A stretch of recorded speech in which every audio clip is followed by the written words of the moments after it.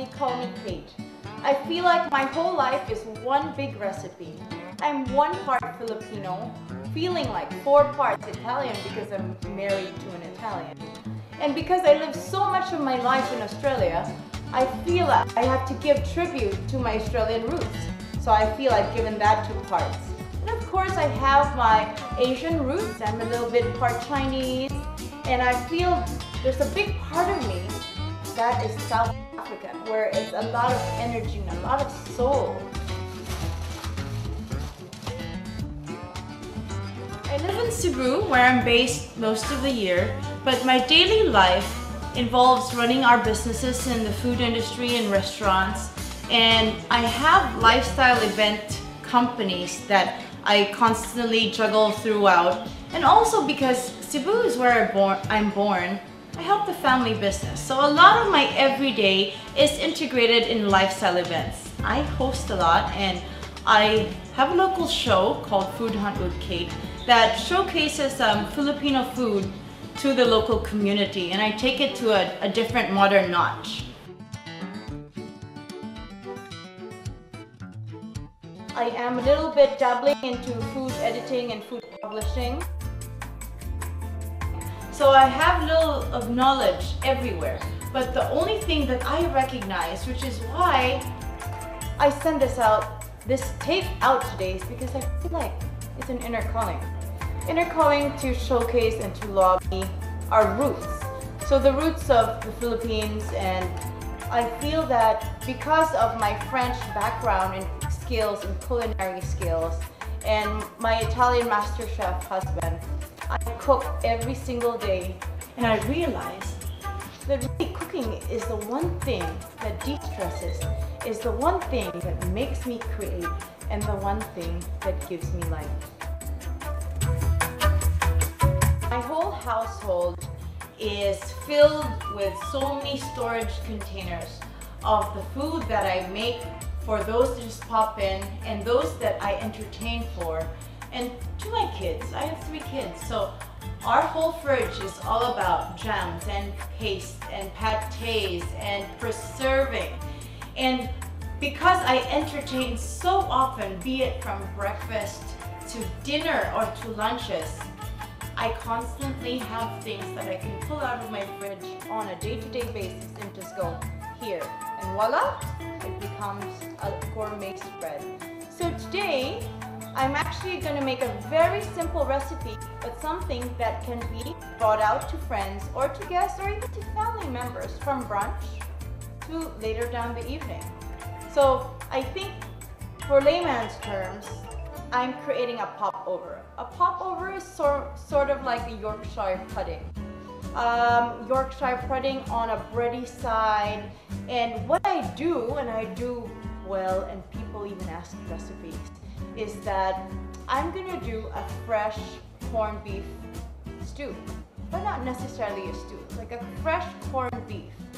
I do it in 2 ways, and I'm gonna showcase Asian roots and the Western culture. So I'm gonna do one that's very, very close to my heart, and I use it with a lot of ingredients called annatto seeds or ashwata seeds, which gives us a nice flavor and a vibrant color, but it's really more for the color than the flavor. So it almost is similar to saffron. And the other corned beef that I'm going to be showing you, and of course I'm going to do 2 ways: salt brined, salt dried, cured, and a brined way of doing the corned beef. So the brine, I'm going to use a lot of the allspices, aniseed, and a lot of more of the French or the Western way of brining. So these 2 ways will give 2 different kind of edginess to go with our popover. So I hope you're gonna stay with me all throughout the whole session to see what we have to offer to you to entertain with your guests. My home base is in Cebu, in the Philippines. And my day-to-day life revolves around our businesses, and we are so blessed to have such successful businesses in the restaurant. But the one thing that I really recognize is that it's a calling. So which is why this tape got sent out. It's because I feel that our Asian roots and the melange of everything happening around the world needs to be represented from what starts at home. So every day I cook, be it so I have a corporate life, but because food is the one thing that truly nourishes, I do things in 2 minutes, in 5 minutes, in 10 minutes. Everything's slow roasting until I come home for lunch, and then voila, the food is done. One pot meals to preserved jams to beautiful, beautiful pâtés. So today I'm gonna make something simple, but can be served all throughout the day. Could be served for brunch, to those that just pop in on a Saturday morning, to something that you would serve your guests or even your family for sundown. So I'm making herb and cheese popovers, which is similar to a Yorkshire pudding or a very nice croissant, but very on the savory direction. More airy than it is bready. So I use that as my base, and I'm going to show you how to make fresh corned beef. But my corned beef I do in 2 ways. I'm going to show you the Asian way, and I'm going to show you the Western way. The Asian way is salted, and it's cured almost. It stays in for 4 days in curing, or the longer the better. And the other way I'm going to show you today is done through brining.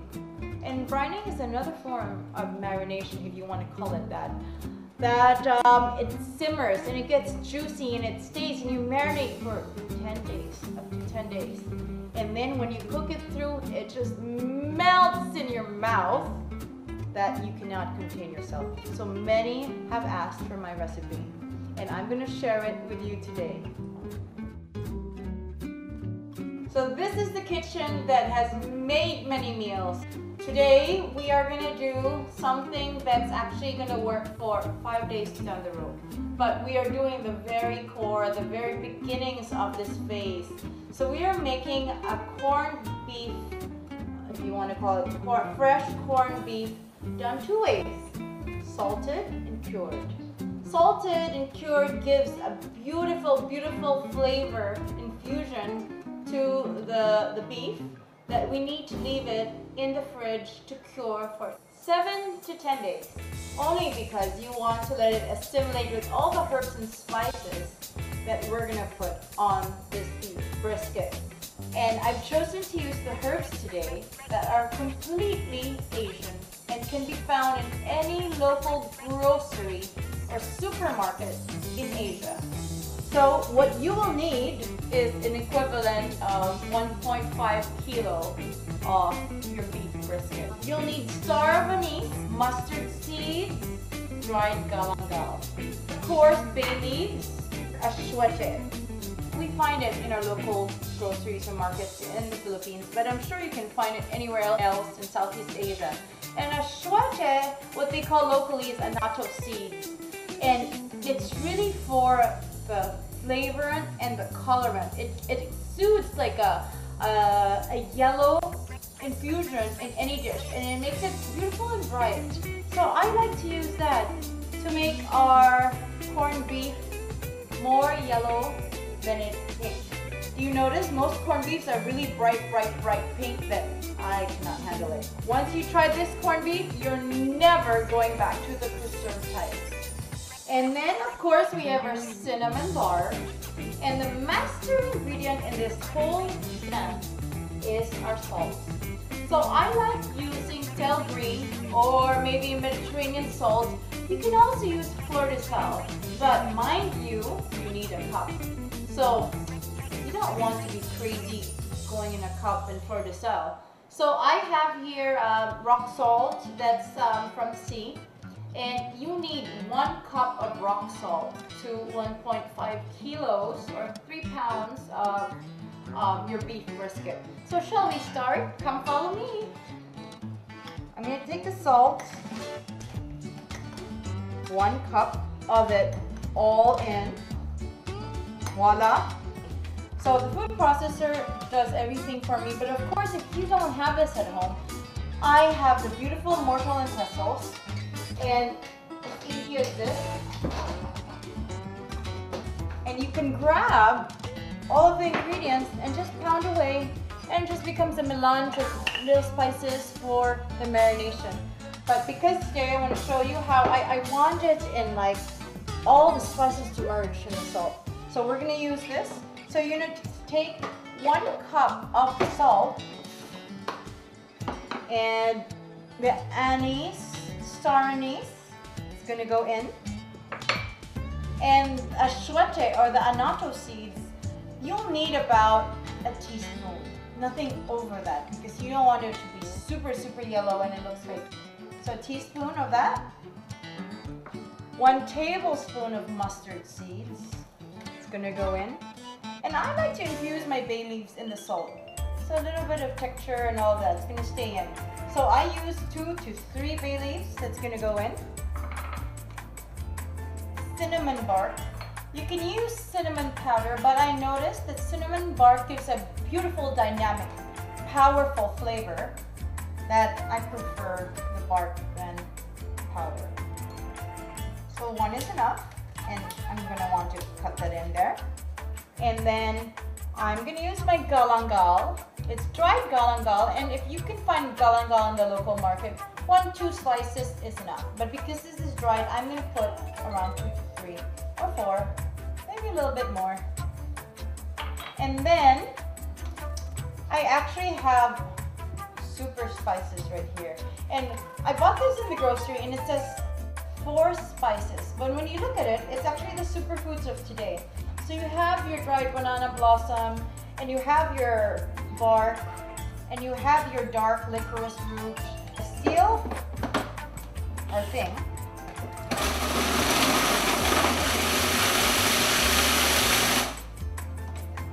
And what we're gonna do next, see, if I take a look at my salt, it's a little bit colored already because of the annatto seeds. So we take that, we take 1 whole recipe of the beef brisket, and that's gonna cure our entire beef. You need to let it infuse in the beef. So the longer you keep it in, the better it is in flavor. And you can even go into a smoky. You can get your liquid smoke in here. But I'd like to keep the beef with the flavor and just have it seasoned. So this is gonna sit in our fridge for maybe 4, 7, 10 days max. 10 days max, nothing more. So I'm just gonna rub and massage this beef brisket with the salt. And it's nice, you know, this part, usually when I'm doing this, I'm playing music, I'm dancing a little bit. So this is all good. And I'm gonna take it there, and I'm gonna make sure to cover all the sides. This is gonna sit in the fridge for 4 to 7 days. Voila. And on to the next beef brisket galore. So I'm going to show you the next step, well, the alternative step, which is to brine the beef brisket in order to get the full marination. This could take equally the same amount of time, which is 4 to 7 days, 10 tops. So it's just this form of curing or marinating, it just infuses the juices and keeps it wet. So I've tried both and equally the same. It just depends what type of spices and flavors you want.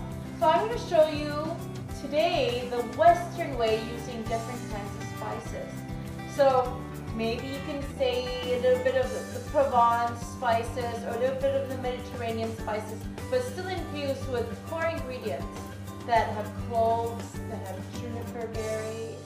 So what you'll need is equally the same base, which is the 1.5 kilos of your beef brisket. You'll need 1 liter of water, 1 cup of salt. So my water right now is simmering. It's going to end up boiling soon, but we want it not to overboil. We just want all the flavors and the spices to infuse. So we're going to take our salt, again, 1 cup. 1 cup of salt, juniper berries, and juniper berries give the dish an element. They use it a lot in rabbit, and they use it in a lot of gamey stuff.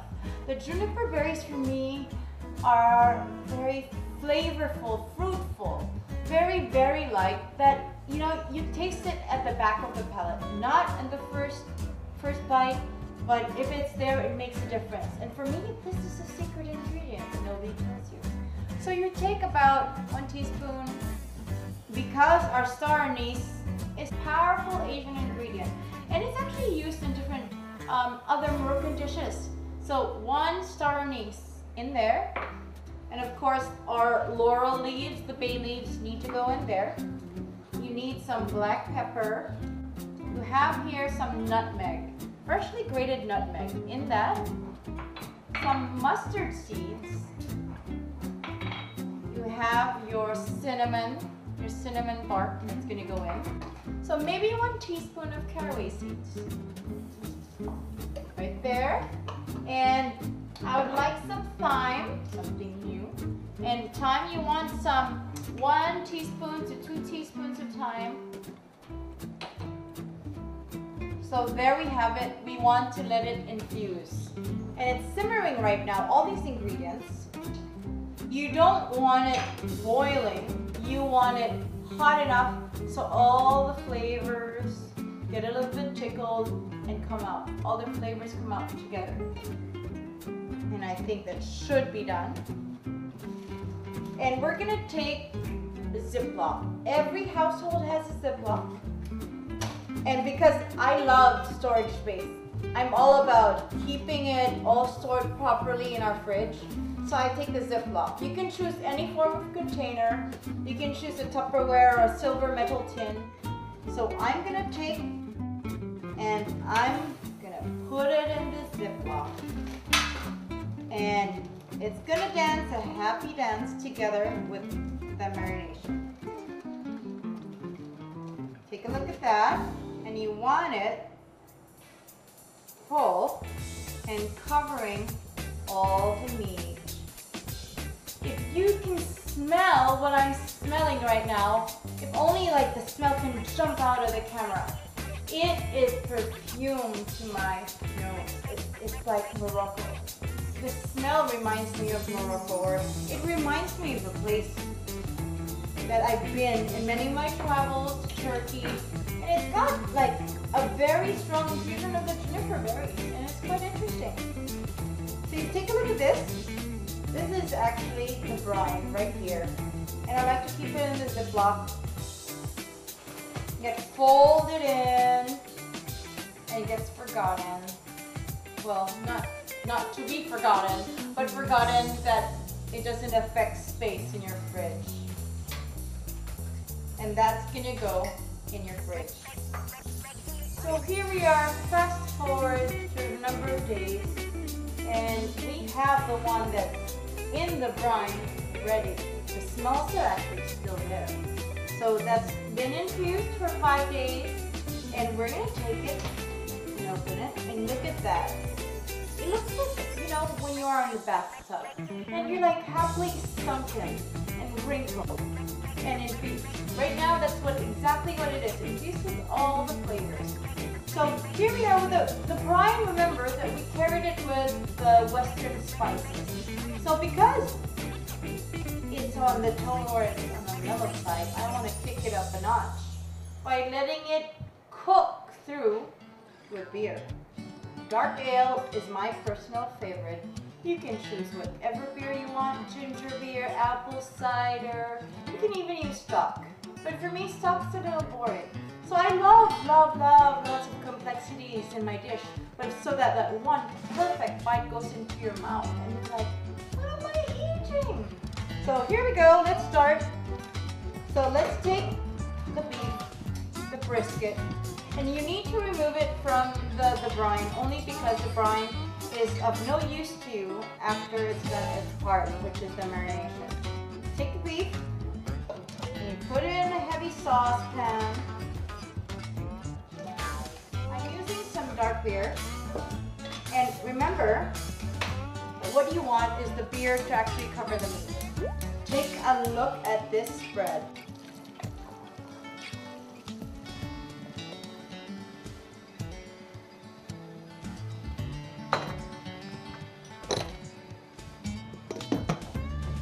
Now that we have our beer cooking through with the meat, that's gonna take it, you're gonna keep it there. And literally, you can do this early in the morning at 7 o'clock. Leave your house, and at lunchtime it's done. You still cook it for 5 hours. So, you know, I know this process is a little bit tedious, but you know, with this, you get an amazing abundance of flavors and a profile in the meat that melts in your mouth. And you're like, I cannot believe this is meat. It just literally melts in your mouth. So you leave it, pick up your kids, do whatever you need to do, have your little nail polish or even anything that you need to do in 5 hours. Come back, keep it in the low fire, and it's cooked. So in the other pan that I have right here is just simmering water. Because what we're gonna do is, remember the salted and cured beef that we did? Well, it's ready to get cooked as well. So, remember my magic 4 herb spices? Just a little bit of the root, a little bit of licorice, a little bit of the banana blossoms, all in there to infuse. And you know, this is a superfood. All of this that we're talking about is good for your bones, good for your soul. And you know, food is really something that people misinterpret, misunderstand. And if it's cooked properly, it can really, really nourish not just your body, but nourish your soul. So I'm gonna take the beef that I have that's been curing in the salt.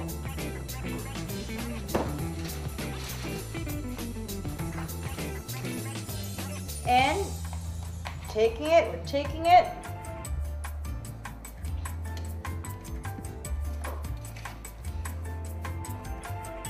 And it's just going in there. And it's just swimming in there. You see that? So that's going to cook for equally the same time, 4 hours, 5 hours, slow cooking. If you choose to use a pressure cooker to cut down the cooking, make sure you keep it at low, because anything that you do, like you speed up or you super emphasize, does not turn out the way if you're actually going to do the slow cooking method properly. So both are going to stay in their pots, in their glory, and get cooked through while you can go out and do your thing.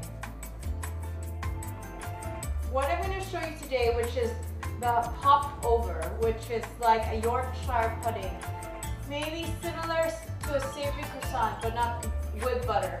But it's nice, it's bready, it's not so doughy, and it's airy. It's very light to the bite. And really, it is magic with 4 ingredients. Magic! Even my kids do this for me. I'm like, Mom, what do you want? And they're like, they want the popover. So they actually make it themselves. Can you believe that? So simple ingredients: flour, milk, salt, eggs. Simple. Simple like that. So I'm going to show you something, a little bit rendition of the popover, just adding cheese, nothing too fancy. You could choose to add herbs, you could choose to do maybe some thyme, chive, just to give it color. But I like my popovers pretty plain because we have a pretty flavored corned beef. So the first thing you do is you need 4 cups milk. 4 cups milk that need to simmer in a pot. So we got to get the milk going in the pot. So I use whole milk, and that's gonna simmer, not boil, simmer. Simmer means just to have those little tiny bubbles outline the whole pot. We don't want boiling big bubbles. Just simmer. We just need that heated enough so that it's going to go into our mixture soon. So the next step, you get 8 eggs. 8 eggs. And that's going to go straight into my bowl. It's a lot of eggs, huh? But the eggs actually play their role in making it doughy. 3, 4, 5.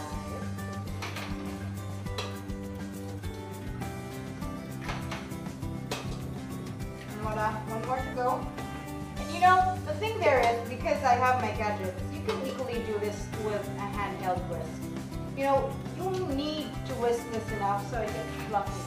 So we got our 8 eggs right here, and it's gonna go in the KitchenAid, and I want to give it a good whisk. Whisk enough until it's fluffy and gets a little bit thick.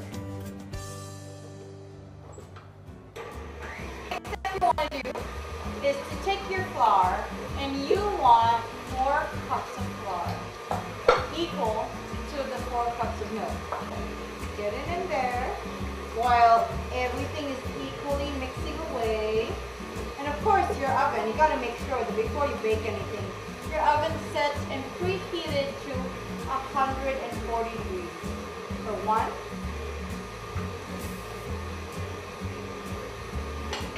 let's see if we can take that in there.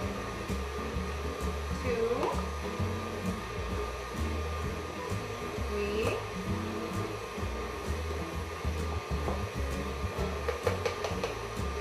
and of course you have to make sure you're salting your flour.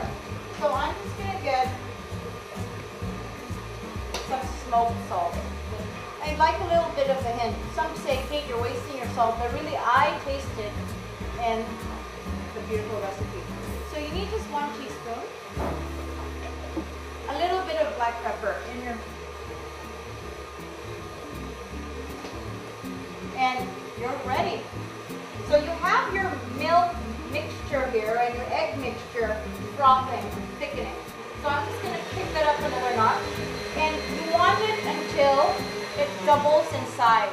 So the base egg mixture doubles in size. So you're almost getting a pale, pale golden yellow. So the next step is we require popover tart. Because nobody has popover molds, I use my muffin molds, and they are great. They come up like a mushroom. So I get my muffin molds and get them ready. And because we want a little bit of flavor in the popover, I use Gruyere cheese. You can use whatever cheese you want, but Gruyere for me has a very distinct bitter and a little bit of nice complexity to the cheese that I prefer. You can choose to do cheddar, you can do mozzarella. So you need about 10 ounces of this cheese. So I'm going to get my silicons in there, and it's so cute. And it literally sticks up like a hound. And this recipe actually makes for 12 to 14 popovers. So now that I can tell that the eggs are double in size, and I can see that my milk is simmering, this is how it works. And really you have to follow it according to how I do it, or half and half. You got the steaming milk and you drop it inside the mixture. And then you get a little bit of the flour equal to the steaming milk and you drop it in. Slowly, slowly. A little bit in there, and then a little bit of the steaming milk. And again, this makes the incorporation so subtle that it's split, you know? So again, I did the milk, so now I'm going to do the flour. So you can actually do this in 3 parts.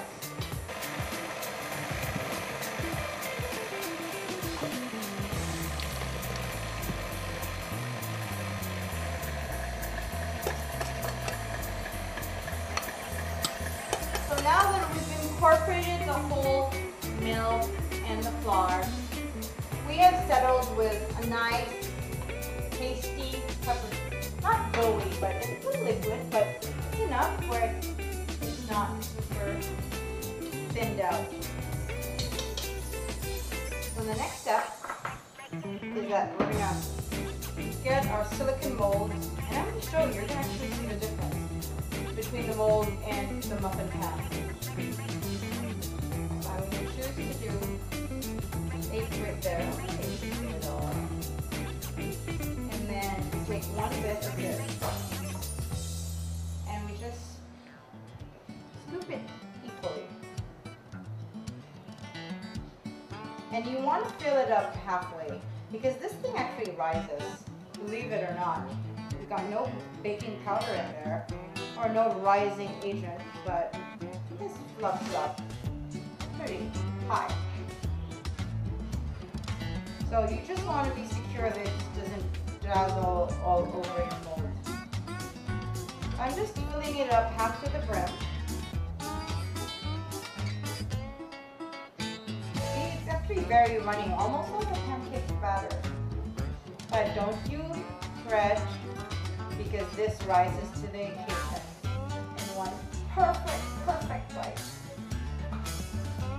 And the next step is you got your shredded Gruyere cheese and you just put it on there. This cooks actually very fast, 12 minutes only. See, and you want that infused in there. And you know, you can use many variations of this recipe because this flour, milk, egg is the base really, and some salt. And then you can go into herby flavors, then you can go into your chives, and then you can go into even as far as going in the sweet direction, which is like the chocolate chip. You know, so you can go as far as it being a little bit of chili, though just don't add major ingredients that will weigh it down, such as like seafood or whatnot. Maybe you can use mushrooms. I've never really tried it, but you know, it's always nice because it's bread. You don't want it filled with so many items, and then you can do the jams. So voila, here we are, our popovers that are going to go into our beautiful oven right now. And remember, the oven is preheated to 140. It's going to cook, and we're going to set it at 12 minutes. So 4 hours after, my whole house is a perfume of spices, but it's good spices. So here we are, let's take a peek. Oh, look at that. You see the annatto and the shweta seeds have given off the color. So if you take a look at the beef, the liquid is in a yellow color. So here's our beef brisket that needs to get rested. Wow, really, wow, look at that. Would you want to do this at home? But take a look, it's cooked through and even coming out in the bits. So I can make that a pulled beef brisket. Look at that. Beauty, such a beauty. And see, it does help to actually go through the process of a 7-day period of curing. And then you actually cook it through in slow movement. So slow food movement is something that I personally believe in, and that's something I adapt at home only because, and maybe also because I'm a busy woman. So I cook it in the morning, I come back, and everything's all ready for lunch.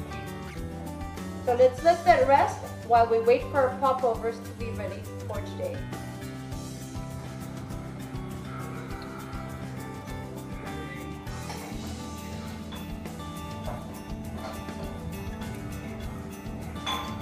So after the beef brisket and the fresh corned beef has rested, it's ready to be served. But let me explain to you. I think corned beef as a whole, you just think it's a big chunk that's served in sliced plump. That could be it. It's equally as good. But I'm going to show you how there are many ways of presenting this dish. Of course, our popover is still cooking in the oven. And this dish, I'm going to introduce to you a lot of the preserved things that I do on a daily basis. So this is salsa a la casa. And this is a beautiful anchovy, parsley, coriander paste that goes with everything, meat, fish, the grills. And I have a sweet lemon preserve that's going to be nice on the tang to contrast and to add a little bit more of a flavor profile to this beautiful meat. And then I have a ginger jam. So, you know, there are many ways to play. So how I like to serve, I get this out on the table, I do plonk and easy, or I can do something more dainty.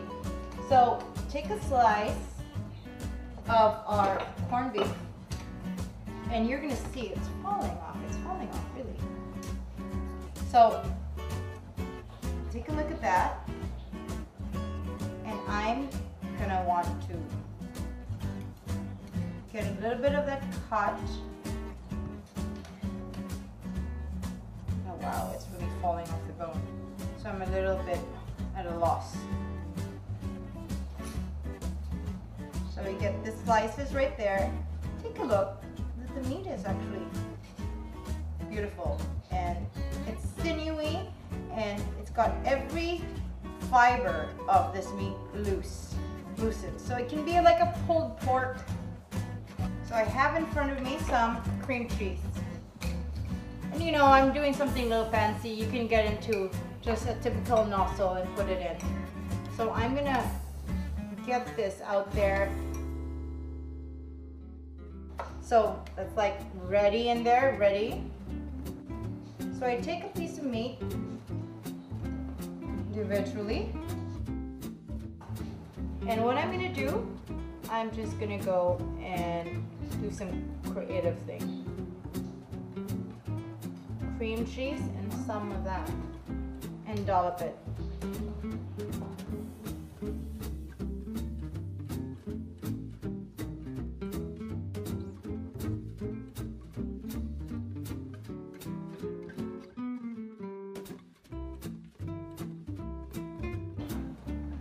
Peekaboo!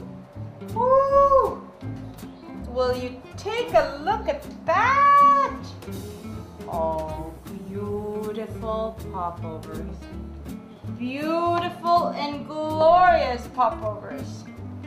Mmm, it smells so good.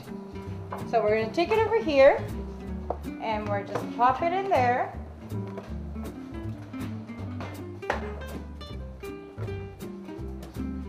You see how beautiful this looks?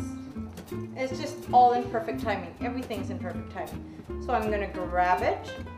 It's a little bit hot, so I got my quirky little gloves. Take another bit. You know, this can go for maybe 1 to 2 more minutes, because you know, you gotta turn it so that the air, because I have a fan forced oven, it gives a little unique shape to it. So if I want to serve it all in one go, that's gonna go in here. So shall we try this beautiful dish together? So voila, here we are with our beautiful concoction.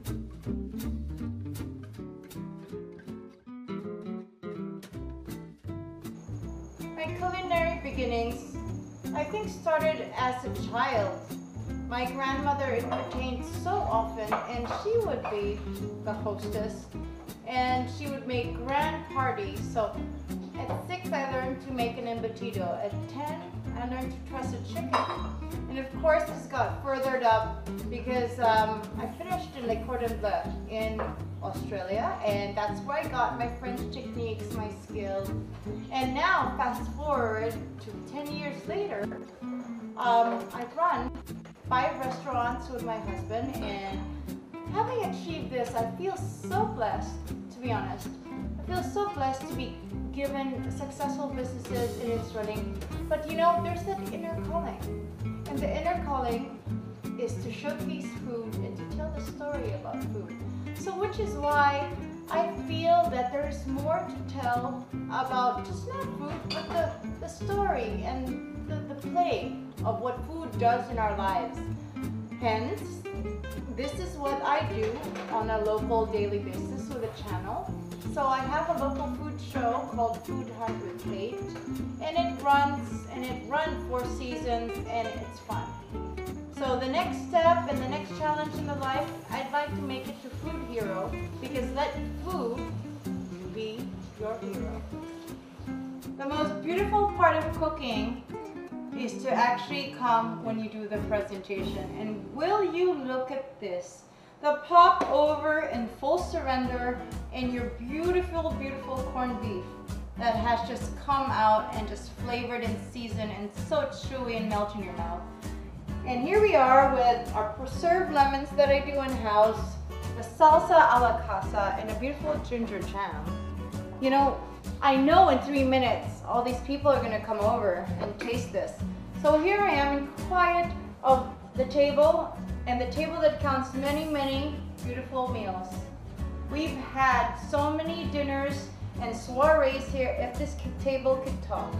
The kinds of things that would come out. But voila, we mount this here while we wait for our friends to come over. Perfect way I want to end the day. After a cooking stand, another cooking spree. In a few minutes, I'll be expecting the guest, and that just lifts up the senses with great energy. So here we are. So cheers to a beautiful afternoon cooking with you, with our beautiful popover. Let's taste a little bite before they come in. Don't say anything yet.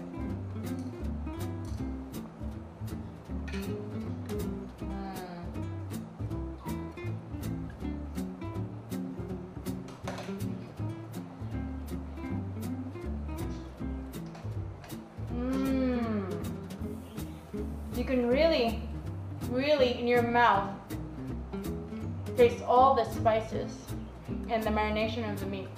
And it's so beautiful that the meat can be eaten in itself without the popover. But the popover gives it a beautiful additive. I can even taste it right now. Gosh, if you were here, you would feast with me. But in the meantime, let us remember that food is the one thing that truly nourishes. Nothing else.